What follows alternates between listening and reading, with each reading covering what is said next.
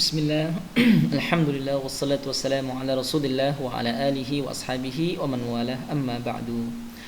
Fatwa-fatwa para ulama tentang hukum melafazkan niat ibadah. Kita mulai dari kitab Rawdatul Talibin wa Umdatul Muftin milik Al-Imam An-Nawawi Asy-Syafi'i rahimahullahu taala yang wafat di tahun 676 Hijriah. Dalam kitab Rawdahnya ini, Al-Juz'u Tsani, juz kedua, halaman 350. Beliau rahimahullah ta'ala menyebutkan, la yasihhu as-shaumu illa binniyah, tidak sah ibadah puasa tanpa adanya niat. Wa mahalluhal qalbu, dan tempat niat itu adalah di hati. Wala yushtaratun nutqu bila khilafin, dan tidak disyaratkan mengucapkan niat tanpa adanya perselisihan pendapat ulama. Nah, dari sini yang mengawali kajian kita bahwa ulama sudah menyatakan tidak ada yang menyelisih pendapat ini, bahwa mengucapkan niat itu tidak menjadi syarat. Sah-sah saja seorang ibadah tanpa mengucapkan niatnya, ya, karena bahwa niat itu letaknya wa mahalluha al-qalbu. Nah, jadi untuk apa dilafazkan oleh sebagian ulama Syafi'iyah dan diikuti oleh kaum muslimin? Nah, adalah sebagaimana yang disebutkan oleh Al-Imam Ad-Dimyati Asy-Syafi'i, ulama yang wafat di tahun 1310 Hijriah, dalam kitabnya I'anatul Talibin, menjelaskan kitabnya Fathul Mu'in milik Al-Imam Al-Malibari rahimahullah. Nah, dalam kitab beliau ini di Al-Juz'u Tsani, juz kedua, di halaman 221, beliau rahimahullah ta'ala sebutkan bahwa bal yundabu at-talaffuz, yakni dianjurkan melafazkan niat menurut ulama Syafi'iyah dan ulama lainnya adalah liyusa idal lisanul qalba, agar lisan membantu hati. Tadi sudah disampaikan Imam Nawawi bahwa niat itu letaknya di hati. Jadi niat itu pekerjaannya hati. Nah, datanglah lisan untuk membantu hati dalam mengamalkan pekerjaannya, yakni niat. Karena jangan sampai dia beribadah tanpa niat, sesuai dengan hadis Nabi, innamal a'malu binniyat, bahwa ibadah itu tergantung dengan niatnya. Tidak ada niat maka tidak sah, karena ibadah itu banyak macam, ragam itu banyak ibadah, maka harus dipasang niatnya apa. Ya, maka lisan datang untuk membantu hati dalam bekerja untuk menentukan niat. Itu alasan para ulama kita yang menganjurkan niat itu dilafazkan. Taib, sekali lagi, sepakat ulama tidak harus diucapkan, tapi ibadah harus ada niat, itu kesepakatan, ya. Dan ulama Syafi'iyah membolehkan, bahkan menganjurkan diucapkan, karena untuk membantu niat, membantu hati untuk menghadirkan niat. Allah alam. Taib, lantas bagaimana fatwa para ulama dalam melafazkan niat itu sendiri? Sudah disebutkan di sini oleh mazhab Syafi'iyah menganjurkan. Adakah ulama yang lain? Tentu ada, bahkan mayoritas ulama. Kita ke kitab Al-Fiqhul Islami wa Adillatuhu, kitab yang sangat populer di tengah-tengah kita, yang ditulis oleh Asy-Syaikh Dr. Wahbah Az-Zuhaili rahimahullahu taala. Dalam kitabnya ini Al-Juz'ul Awal, di juz yang pertama di halaman 613. Beliau rahimahullah ta'ala mengatakan mahalun niat, tempat niat, yakni wa mahalut ta'yin, menentukan niat tempatnya itu adalah al-qalbu, di hati, bil ittifaq, menurut kesepakatan ulama. Jadi sebagaimana kata Imam Nawawi bahwa hati itulah tempat menentukan niat menurut kesepakatan ulama. Nah, barulah berikutnya beliau sampaikan fatwa ulama dalam melafazkan niat. Wa yundabu 'indal jumhuri, dianjurkan menurut jumhur mayoritas ulama, ghairil malikiyyati, selain Malikiyah, berarti adalah Hanafiyah, Syafi'iyah dan Hanabilah, selain Malikiyah, yakni dianjurkannya at-talaffudzu bin niyyati, melafazkan niat. Sudah, kita dari kitab ini harus memahami mayoritas ulama justru bukan hanya membolehkan, bahkan menganjurkan melafazkan niat. Mayoritas ulama Hanafi, Syafi'i dan Hambali, selain Maliki. Nah, apa kata Malikiyah? Qala al-Malikiyah, itu ulama Malikiyah mengatakan yajuzu talaffudzu bin niyati. Awalnya boleh-boleh saja melafazkan niat itu. Wal ula tarkuhu, namun yang lebih utama adalah meninggalkannya, fis sholatin aw ghairiha, baik di ibadah salat atau di ibadah selain salat, baik itu puasa, zakat dan yang lainnya, maka yang lebih baik adalah meninggalkannya. Sebenarnya boleh saja. Nah, jadi mereka memakruhkan, ya, untuk melafazkan, tidak menganjurkannya. Namun mayoritas menganjurkannya.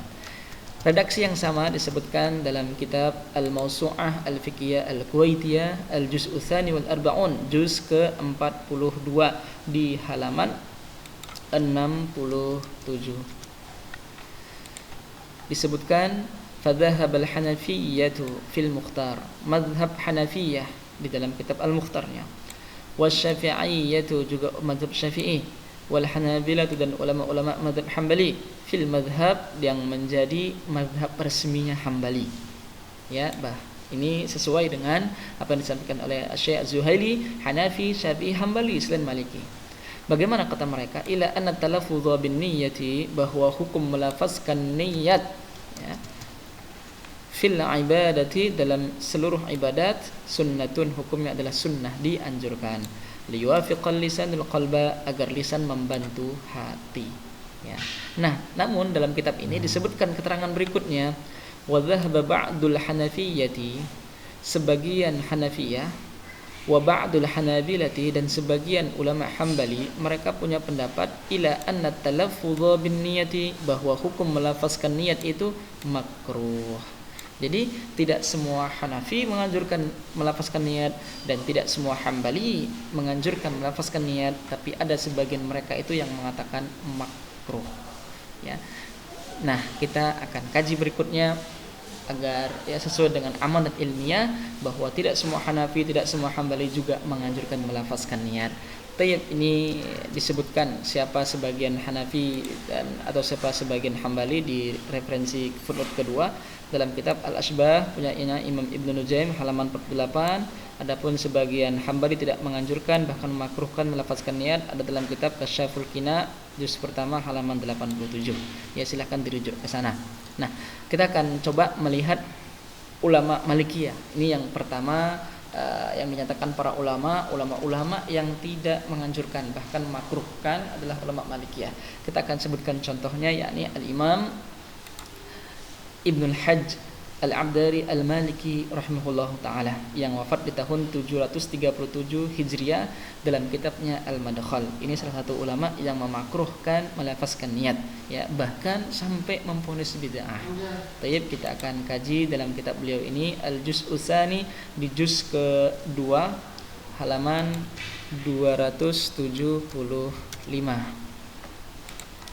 Beliau rahimahullahu ta'ala menyebutkan faslan, pembahasan tentang wa ma taqaddama, apa yang telah kita kaji sebelumnya, min, dari pembahasan annan niyyata la yujharu biha, bahwa niat itu tidak dijaharkan, tidak diucapkan, fahuwa amun fil imami wal ma'mumi wal fadhi, bahwa niat tidak dijaharkan itu umum, baik untuk imam atau makmum atau yang salatnya sendirian. Fal jahru biha bid'atun ala kulli hal, sehingga hukum menjaharkan melafazkan niat itu hukumnya adalah bid'ah dalam keadaan apapun. Alasannya adalah karena annahu lam yurwa anna Nabiy sallallahu alaihi wasallam, tidak diriwayatkan bahwa Nabi sallallahu alaihi wasallam walal khulafa, juga dari para khalifah yang empat, dari Abu Bakar, Umar, Utsman, Ali, walas sahabah radhiyallahu alaihim ajma'in, dan juga dari para sahabat tidak diriwayatkan jaharu biha, mereka menjaharkan melafazkan niat ibadah mereka. Falam yabqa illa, maka yang tersisa tidaklah ada kecuali ayyakunal jahr biha bid'ah, selain hukum menjaharkannya adalah bid'ah, ya. Nah, dari keterangan ulama kita ini, Al-Imam Ibnul Hajj Al-Maliki yang wafat di tahun 737 Hijriah ini, beliau sudah termasuk ulama yang memakruhkan, bahkan dengan sangat tegas mengatakannya bid'ah. Jadi keliru juga ketika ada yang mengatakan bahwa melafazkan niat itu dianjurkan oleh ulama dan tidak ada satupun ulama yang membid'ahkannya. Ini juga statement yang kurang tepat, bahwa ada ya ulama yang membid'ahkannya, yakni sampai tahapan katakanlah makruh, ya, karena memang hujahnya juga kuat, tidak ada riwayat dari Nabi, para khalifah, para sahabat, ya, mereka menjaharkan melafazkan niat ibadah mereka. Ini yang pertama dalam kitab Al-Madkhal di juz kedua halaman 275-nya Al-Imam Ibnul Hajj Al-Maliki rahimahullah. Nah, kemudian tadi disebutkan bahwa sebagian Hambali juga memakruhkan melafazkan niat. Nah, siapa dia di antaranya? Kita bisa rujuk dalam kitab Jami'ul Ulum wal Hikam milik Al-Imam Al-Hafidh Ibnu Rajab Al-Hambali, ulama yang wafat di tahun 795 Hijriah. Dalam kitabnya beliau ini ya, yang menghimpun puluhan hadis-hadis melengkapi hadis arba'innya Imam An-Nawawi ya, di hadis yang pertama innamal a'malu binniyat, di kajiannya di pembahasan yang terakhir ya di dalam kitab kita ini al-juz'ul awal, di juz yang pertama di halaman 92. Beliau ulama Hambali yang mengatakan bahwa niat adalah qasdul qalbi, yakni keinginan hati, wala yajibu talaffudhu bima fil qalbi fi syai'in min ibadat, dan tidak diwajibkan melafazkan dalam hati apa yang dalam hati, sesuatu apapun dalam hal ibadah ya. Dan wa kharaja ba'du ashabi Syafi'i lahu qaulan bisyirat talaffuz bin niyat salat. Ada sebagian ulama Syafi'iyah yang mengatakan disyaratkan melafazkan niat salat ya, wa ghalatahul muhaqqiquna minhum, dan itu adalah kekeliruan dari sebagian mereka ya.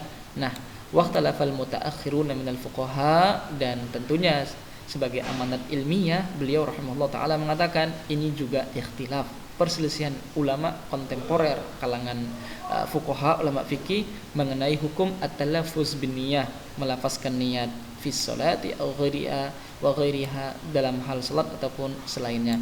Faminhum man istahabbahu, sebagian menganjurkannya. Nah ini ya, secara profesional amanat ilmiah Al-Imam Al-Hafidh Ibnu Rajab Al-Hambali mengatakan sebagian memang menganjurkan, dan juga ada kita sampaikan di dalam kitab Mawsu'ah, dalam kitab Al-Fiqhul Islami wa Adillatuhu, yang menganjurkan adalah jumhur ulama itu sendiri. Wa minhum man karihahu, dan sebagiannya juga adalah memakruhkannya. Ya, ini juga sebagaimana disebutkan dalam Al-Mawsu'ah tadi.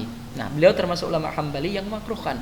Kita bisa lihat keterangan-keterangan beliau saat mengomentari ya ulama-ulama yang berhujjah dengan hadis Allah labbaika umratan wa hajjan, itu ya, kalimat dari Nabi ketika beribadah umrah atau haji dengan mengucapkan labbaik umratan wa hajjan. Beliau komentari hadis tersebut. Nah, apa kata beliau lebih lengkapnya? Wala yu'lamu fi hadhil masail, tidak diketahui dalam masalah ini naqdun khasun anis salaf, ya, riwayat secara khusus, secara detail yang eksplisit menunjukkan contoh dari salaf tentang melafazkannya, tidak ada. Wala 'anil a'immati, dan juga tidak ada dari para imam, illa fil haji wahdahu, kecuali dalam masalah haji saja. Nah tadi hadis tentang ibadah haji Rasulullah konon sampaikan, dipahami, beliau mengucapkan niatnya labbaika umratan wa hajjan. Nah, beliau kemudian melanjutkan fa inna mujahidan qala, Mujahid mengatakan idza aradal hajj, jika seseorang ingin ibadah haji yusammi ma yuhillu bihi, hendaklah dia mengucapkan apa yang menjadi ibadah hajinya. Wa ruwiya anhu annahu qala, beliau pun diriwayatkan pernah mengatakan yusammihi fit talbiyah, dia mengucapkan niatnya saat talbiyah. Wa hadza laisa mimman nahum fihi. Ulama kita Ibnu Rajab mengomentari, dan pendapat beliau ini bukan termasuk pendapat yang kami pahami. Fa inna nabiyya sallallahu alaihi wasallam kana yadhkuru nusukahu fi talbiyatihi fa yaqul labbaika umratan wa hajjan. Rasulullah hanya menyebutkan saat ibadah hajinya labbaika umratan wa hajjan. Beliau hanya menyebutkan kalimat itu aja, bukan berarti maknanya adalah mengucapkan niat. Wa inna ma kalamuna fi, bahwa pendapat kami tentangnya adalah annahu yaqulu inda iradatil aqdil ihram, tentang ucapan Mujahid tadi yang mengucapkan ketika mau ihram, Allahumma inni urdul hajja awil umrah, ya Allah aku ingin ibadah haji atau umrah, ya, kama stahabba dzalika katsirun minal fuqaha, sebagaimana ucapan tersebut dianjurkan oleh banyak kalangan ulama fikih. Wa qala Mujahidin, dan juga ucapan Mujahid sebelumnya, laisa sarihan fi dzalik, tidaklah menunjukkan secara tegas, secara jelas akan kebolehan ataupun dianjurkannya melafazkan niat. Tidak jelas ada dalil di situ untuk menganjurkan melafazkan niat. Bahkan dari hadis labbaika umratan wa hajjan. Wa qala aktsarus salaf, kata Al-Imam Ibnu Rajab, sebagian besar ulama salaf mengatakan, minhum diantaranya Imam Atha, Imam Tawus, Al-Qasim bin Muhammad, juga An-Nakhai, kata mereka tujzi'uhu an-niyatu 'indal ihlal, sah niatnya ketika dia ihlal, ya, tanpa adanya mengucapkan niat. Wasahha, dan telah sahih kabarnya dari Ani bin Umar, dari Ibnu Umar radhiyallahu anhuma, annahu sami'a rajulan inda ihramihi yaqul, bahwa beliau pernah mendengar seseorang ketika mau ihram mengucapkan Allahumma inni uridul hajja wal umrah, ya Allah aku ingin beribadah haji atau umrah, ya. Apa kata beliau radhiyallahu anhuma? Faqala lahu atu'limun nas, apakah kamu mau mengasih tahu orang-orang? Awalaysallahu ya'lam ma fi nafsika? Bukan Allah mengetahui apa yang ada di hatimu? Jadi riwayat yang disampaikan Imam Ibnu Rajab ini seakan memberitahu kepada kita bahwa Ibnu Umar sedang menegur. Kamu mau mengasih tahu orang-orang niat ibadahmu apa? Bukankah Allah sudah tahu apa yang ada di hatimu? Ya, jadi dari sini Imam Ibnu Rajab Al-Hambali rahimahullah taala mengatakan, kami adalah ulama yang tidak memahami dari hadis labbaika umratan wa hajjan sebagai meniatkan, dilafatkan niatnya. Wa nassa Malik ala misli hada. Imam Malik juga diriwayatkan menegaskan juga sebagaimana Ibnu Umar tadi, wa annahu, bahwa beliau la yustahabbu an ayyusammiya ma ahrama bihi. Beliau juga tidak menganjurkan orang menyebutkan nama ibadah ihramnya. Hakahu sahibu kitab Tahdzibul Mudawwanah, yang disebutkan oleh pengarang kitab Tahdzibul Mudawwanah, riwayat Imam Malik tadi itu yang mengatakan tidak dianjurkan, ya, dari kalangan ulama Malikiyah. Kemudian ulama Hambali berikutnya adalah Imam Abu Dawud, ya, As-Sijistani, ya, pemilik Sunan Abu Dawud, ya, murid Imam Ahmad bin Hanbal. Dia sendiri mengatakan dalam masailnya, qultu li Ahmad, aku pernah bertanya kepada Imam Ahmad, ataqulu qabla takbir, yakni fi sholati syai'ah? Apakah kau ada mengatakan sesuatu sebelum takbiratul ihram salat? Qala, Imam Ahmad mengatakan, la, aku tidak mengatakan sesuatu. Wa hadza qad yadkhulu fihi annahu la yatalaffadhu bin niyyah. Ini menunjukkan bahwa Imam Ahmad tidak melafazkan niat. Ya, wallahu a'lam. Ya, ini riwayat Imam Abu Daud ini ada di dalam kitab Masailnya beliau sendiri, yakni di halaman 30-nya riwayat Abu Dawud. Karena masail tentang pembahasan ataupun kajian-kajian fikih ibadah, hasil pertanyaan para muridnya kepada Imam Ahmad itu dibukukan, disebut dengan masail. Ada masail milik anaknya sendiri, juga ada masail milik Imam Abu Dawud rahimahullah. Ya, Allah alam shawab, ini di antara ulama Hambali yang memakruhkan, ya. Tapi berikutnya ulama Hambali berikutnya yang memakruhkan adalah ulama kita yang tergabung dalam Al-Lajnah Ad-Daimah lil Buhus al-Ilmiyah wal Ifta', ya, di Majmu' Saniyah di juz ke-9 di halaman 147. Disebutkan oleh mereka dalam hadis innamal a'malu binniyat, ini sebagai hadis bahwa niat itu mahalluhal qalb, ya, bahwa niat itu letaknya di hati sesuai dengan hadis innamal a'malu binniyat muttafaqun alaih. Wa lihadza, kata mereka, dengan itu fa inna talaffuz bi niyyatis shaumi, bahwa melafazkan niat puasa, dan wa mislihi niyatis salati bid'atun, atau yang sepertinya, yakni niat salat adalah hukumnya bid'ah. Melafazkan niat puasa atau yang sepertinya, yakni melafazkan niat salat adalah bid'ah, la dalil alaiha, dan tidak ada dalil mengenainya. Jadi ini diantara ulama Hanabilah yang membid'ahkan, melarang melafazkan niat. Selanjutnya adalah ulama kita yang menulis kitab Al-Amru bil Ittiba' wan Nahyu 'anil Ibtida' milik Al-Imam Al-Hafidz Jalaluddin As-Suyuti. Al-Imam As-Suyuti dalam kitabnya ini, ulama yang wafat di tahun 911 Hijriah ini, di halaman 295, beliau rahimahullah mengatakan, wa minal bid'ah aidan, termasuk perbuatan bid'ah al-waswasatu fi shalah, orang yang selalu merasa was-was, mengatakan tidak sah, ulangi lagi, tidak sah, ulangi lagi. Ini was-was niat salatnya. Walam yakun dzalika min fi'lin Nabi sallallahu alaihi wasallam wa ashabi. Ini tidak pernah dilakukan dari Nabi, juga dari para sahabat radhiyallahu anhum. Karena mereka la yantikuna bi syai'in, mereka tidak mengucapkan sesuatu apapun min niyatis shalah. Mereka tidak mengucapkan niat salat bisiwa takbir, kecuali hanya mengucapkan takbir saja. Sedangkan Allah berfirman, laqad kana lakum fi rasulillahi uswatun hasanah, telah ada pada diri Rasulullah itu suri tauladan yang baik. Artinya beliau mengajak untuk meniru Nabi yang la yantikun, mereka Nabi dan para sahabat tidak mengucapkan niat sholatnya. Dan termasuk bid'ahnya adalah ketika was-was, ya, ketika was-was barulah bid'ah. Baik, berikutnya yakni Al-Imam Ibnu Jauzi rahimahullah dalam kitab Talbis Iblis, perangkap-perangkap setan. Beliau adalah ulama Hambali yang wafat di tahun 597 Hijriah. Ya, di dalam kitab Talbis Iblisnya ini tepatnya di halaman 788. Beliau rahimahullah taala mengatakan wa min dzalika talbisuhu alaihim fi niyatis shalah, dan di antara perangkap setan kepada mereka masalah niat salatnya adalah faminhum man yaqul, di antara orang yang tadi mengatakan usolli salatan kadza, aku berniat salat ini dan itu, summa yu'iduhu hadza, bahkan mengulangi lagi, takbir lagi, niat lagi, dzannan minhu annahu qad naqada niyyah, karena menyangka dengan was-wasnya tadi bahwa niatnya sudah batal, diulangi lagi. Ya. Nah, yang seperti ini termasuk perangkapnya setan, kata beliau, yang mengatakan usolli salatan kada wa kada. Ini termasuk sesuatu yang jangan sampai dilakukan oleh seseorang karena menyangka niatnya udah batal, ulangi lagi, batal, ulangi lagi lah, ya, dan seterusnya. Jadi indikasi bahwa beliau pun termasuk ulama yang melarang, ya. Dan beliau adalah juga memang wajar termasuk kalangan Hambali.